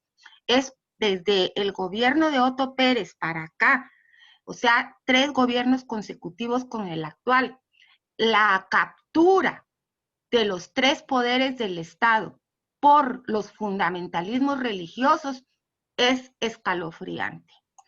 Y ver la gran coincidencia con el caso de Brasil es que nos pone en un panorama aterrador, porque bueno, ahorita en este panel sobre violencias tuvimos 3 países de América Latina, Guatemala, México, Brasil, y los 3 tienen esa constante que muestra una escalada de los fundamentalismos, de la represión, de las redes entre los distintos poderes que ellos manejan.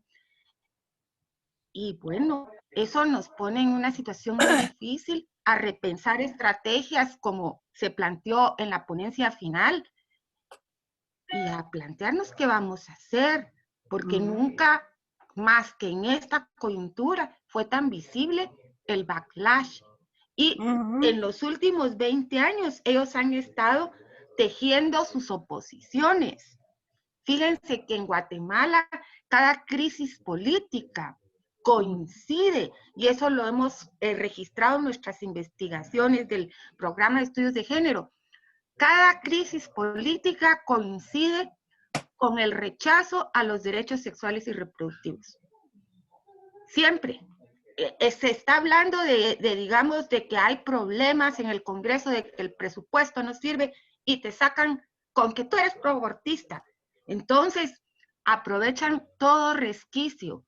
Ahí sí que para oponerse a lo que hemos conseguido. Y actualmente estamos en la lucha por conservar lo que hemos conseguido. ¿Y por qué estamos ahí? Porque ahí nos han colocado.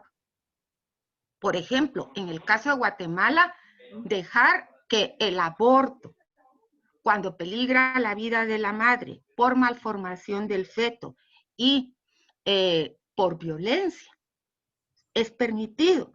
Sin embargo, no se aplica a ninguno. Y quieren que lleguemos a como está El Salvador y Nicaragua y la Dominicana, penalización absoluta. Lo han pedido en el Congreso. No lo han logrado, pues por todo el movimiento de oposición y demás, pero es muy desgastante estar defendiéndote en lugar de construir.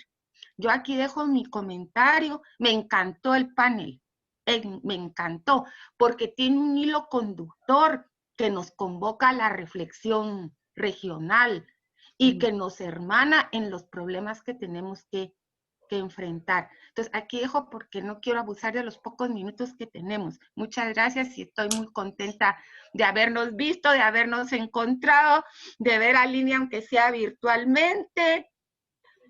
Y bueno, de estar juntas un rato, aunque sea en esta realidad, que no nos podemos abrazar de verdad, pero nos abrazamos virtualmente. Nos abrazamos con la mirada y las palabras, ¿no?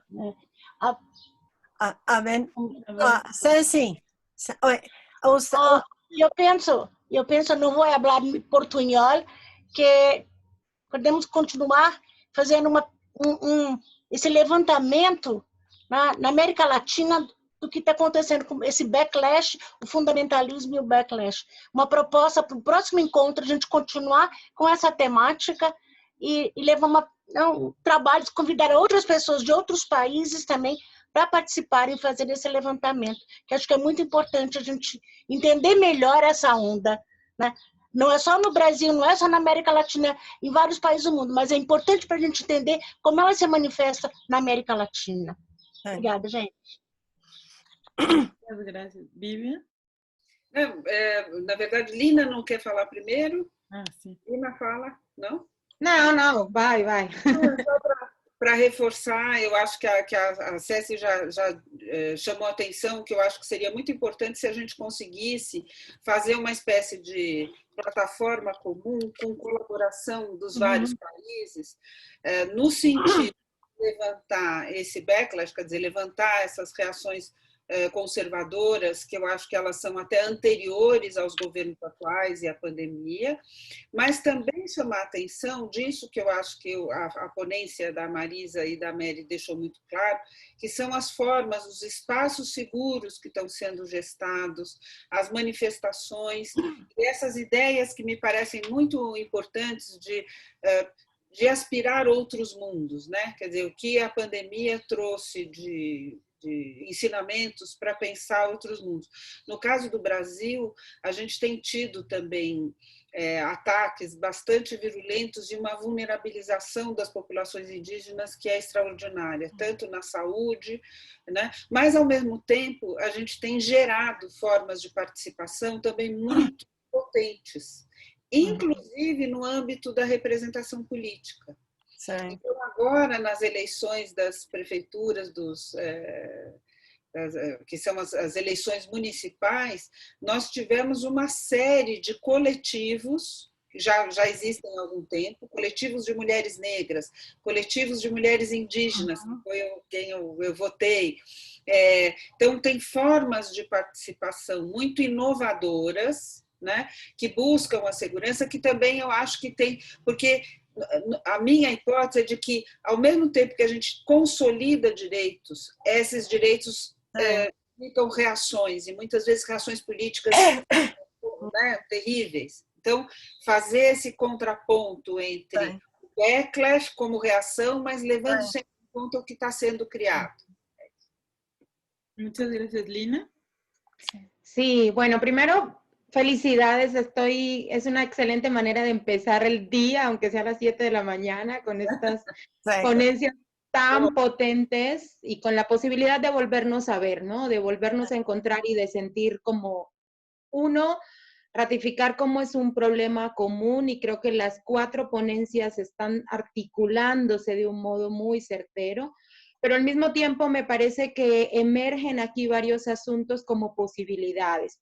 Y yo creo que una es el tema de lo que las feministas hemos hecho siempre es ampliar las posibilidades en todos los sentidos, y uno es el epistémico, y yo creo que, Valda, me encantó tu ponencia, porque yo trabajo esos temas, salud materna, muerte materna, y creo que efectivamente colocar una categoría nueva, no necesariamente en la lógica biomédica de esto es lo que está en la clasificación internacional de las enfermedades, sino que es una categoría, digamos, es una categoría de salud, pero es una categoría política, es decir, el suicidio como una causa de muerte materna que evidencia pues todas estas situaciones de violencia estructural. Entonces, me encanta, creo que es un aporte sustantivo en términos académicos, en términos políticos y en términos de la posibilidad de pensar en la salud y en la vida de las adolescentes, de las jóvenes, ¿no? Entonces, esa es como una primera potencia que me gustaría rescatar del panel, esto de lo que nosotras hacemos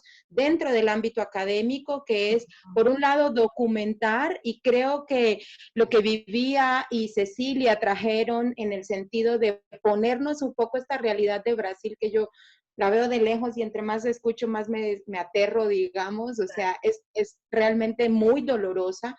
Ayer estábamos en el Simposio de Salud de Pueblos Afros y un compañero justo ponía como una de las ganancias, que es llenar la cuestión que si tocó, ¿no? De raza, etnia, de qué, o sea, de llenar en los registros de salud quién eres, ha desaparecido en el caso del COVID. Entonces tenemos un momento que me parece muy desafiante en el sentido de que no podemos saber quién está muriendo, ni de qué sector, o sea, podemos saber quién está muriendo, pero poder demostrar que son poblaciones indígenas, afrodescendientes, marginalizadas, etcétera, quienes están falleciendo, estamos teniendo allí un retroceso también, ¿no? Entonces, lo de la ley María da Peña, o sea, ustedes hablaron de un desmonte de la institucionalidad en Brasil que tanto costó construir. Y yo creo que eso justamente nos coloca también en una alerta para el resto, ¿no? En el sentido de, efectivamente, yo creo que estamos en un momento de no, o sea, de defender lo ganado. Ese es como el asunto, de no retroceder más en esta avalancha que se ha venido, ¿no? Y ahí me parece que la otra línea que yo encuentro como muy potente, recuperando la última ponencia de Mary y Marisa, es justo documentar estas experiencias que potencian otros mundos, ¿no? Estas experiencias de solidaridad, esta experiencia de acompañamiento y esta experiencia de nuevas formas de lucha, ¿no? Cuando estábamos pensando la propuesta en la Comisión de Antropología Feminista, la propuesta de este simposio, decíamos, es que también está el 8 de marzo y masivamente a las calles y después confinamiento total. Entonces, la línea que necesitamos también pensar e implementar es cuáles son las nuevas formas de lucha que están tomando forma y fuerza, incluso desde el confinamiento, ¿no? Entonces, pensar cómo se articulan las luchas en las calles que no han parado, el trabajo en la calle que no ha parado y las luchas desde el confinamiento, creo que es otra línea interesante que se empieza a tejer aquí y que me parece que atraviesa las 4 intervenciones y finalmente decir esto cuando le decía Vivía, pon por favor quién es, porque creo que ese es el otro desafío, ¿no? ¿Cómo compartimos, cómo hacemos un acervo colectivo de bibliografía, de información, de sitios que son claves, justamente para podernos pensar, no desde el isolamiento, no desde ay, se me olvidó en español, la soledad, sino desde justo esta posibilidad de trabajar colectivamente, aunque estemos en lugares distintos. Muchas gracias, muchas felicidades, estoy realmente contenta. Y gracias Marisa y Mary por traer también la lucha de las camis, que ha sido pues un trabajar de años y al que se sumaron muchas compañeras feministas y yo creo que eso es clave. No hubiera, digamos, también eso es una potencia. La crisis detona solidaridades e incluso conocimientos de lo que hacemos que en tiempos normales quizás no necesariamente lo tenemos, ¿no? Entonces, eso. Gracias. Muchas gracias, Lina. Nos quedan 4 minutitos para terminar esta primera mesa, pero decirles 2 cosas rápidamente que nos gustaría que nos compartieran sus correos electrónicos, sobre todo de quienes no todavía tenemos contacto, porque va a haber una reunión también del grupo de trabajo de antropologías feministas que se está conformando en la ALA. Creo que va a ser muy importante también que continuemos en esta red, así que si nos pueden dejar los correos electrónicos y tal vez sus adscripciones institucionales o las organizaciones desde donde están participando, se los agradecemos. Y también decirles que este simposio de antropologías feministas de las urgencias va a continuar durante hoy y mañana. La siguiente mesa, de hecho, que tenemos empieza a las 12:30. Y creo que, Mary, querías decir Hora algo. Montevideo, hora Montevideo. 12:30 de Centroamérica y México. Hora Montevideo. Hora de Montevideo. Yo estoy... Pero ¿a qué hora? 9:30, Walda. 9:30. A las 9:30, hora Centroamérica, México. A las 11:30, hora Venezuela y Bolivia. Y a las 10:30, Colombia, Ecuador y Panamá. Entonces, en breve vamos a empezar con esa mesa que se titula Propuestas, y también creo que va a ser como un espacio en el que vamos a poder seguir conversando, viendo también otros contextos. Mary, ¿querías decir algo? Pero en fin, era más bien sobre las ponencias. Yo me quedé encantada con un solo café, que para mí es como tortura, ¿no? O temprano en la mañana. Yo creo que una cosa que también se aprecia de todas las ponencias es que va a haber una reconfiguración de los espacios. Sí, entre las feministas siempre eran los debates en torno público-privado, campos de acción, los distintos, las críticas de lo público y lo privado. Lo que podemos ver ahora, qué ha significado la pandemia para como la cuestión de los espacios en los cuales nos desarrollamos y qué le corresponde a cada espacio y cómo se caracterizan las relaciones en los distintos espacios de la vida humana, ¿no? En eso también, como lo que todos destacaron también, esta premisa de que el hogar es un lugar seguro, cosa que no lo es, pero entonces, y supuestamente es un refugio de un espacio público lleno de contagios. Uno podría preguntar, los espacios que se construyen, si pueden ser virtuales, los espacios seguros, o los espacios, bueno, la forma que actúan ahora las actuamos y también por lo menos en el caso de las organizaciones que vimos Marisa y yo, en gran medida también hay una fuerte presencia de la cuestión de los espacios virtuales, ¿no? Entonces, creo que para las geógrafas feministas va a ser muy interesante pensar las nociones de lugar, espacio a raíz de la pandemia, ¿no? Sí. Perdón, Mary, que yo soy un poco extemporánea porque yo, en fin, como ya pensamos, no creo que nos van a cerrar el sitio, pero creo que tenemos eso les iba a decir, dos cosas.